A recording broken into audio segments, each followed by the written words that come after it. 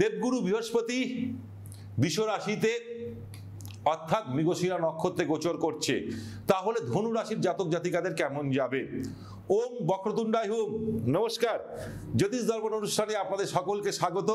আমি মৃত্যুঞ্জয় নাগ। আশা করি আপনারা সকলেই ভালো আছেন, কারণ আমার উদ্দেশ্যই হচ্ছে আপনাদের কিছু দিয়ে যাওয়া। আমার কিছু উপাচার, কিছু উপায় আপনাদেরকে আমি দিই, সেই উপায়গুলো আপনারা করেন এবং আপনারা ভালো থাকেন। বারবার আপনারা সেটা বলেন, আমাকে খুব ভাল লাগে। তাই ধনু রাশির জাতকেরা এই 100টা দিন কেমন যাবে?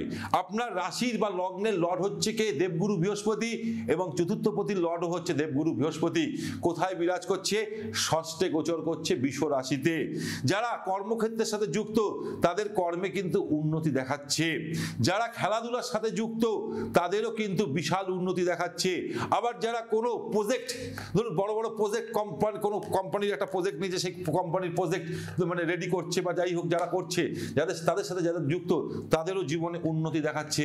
যারা অভিনয় জগতের সাথে যুক্ত, যারা ছোটখাটো টিভি পর্দার সাথে যুক্ত, তাদেরও কিন্তু জীবনে উন্নতি দেখাচ্ছে ধনু রাশি বা লগ্নের জাতকদের। তাই আপনাদেরকে বলবো বেশি করে ফোকাস করতে কাজের উপর, কারণ এই সময়টা আপনাদের কাজে বিশাল উন্নতি দেখাচ্ছে। বেশি করে বলবো ফোকাস করতে আপনাদের কাজের উপর, মন লাগিয়ে কাজ করুন, দেখুন আপনার জীবনে সফলতা আসবে।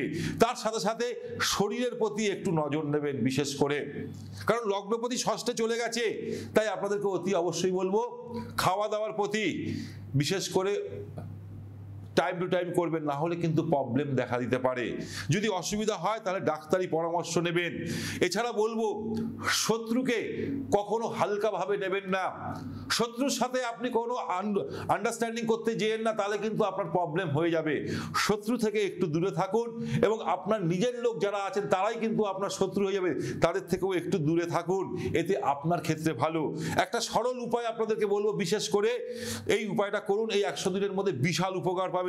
যতগুলো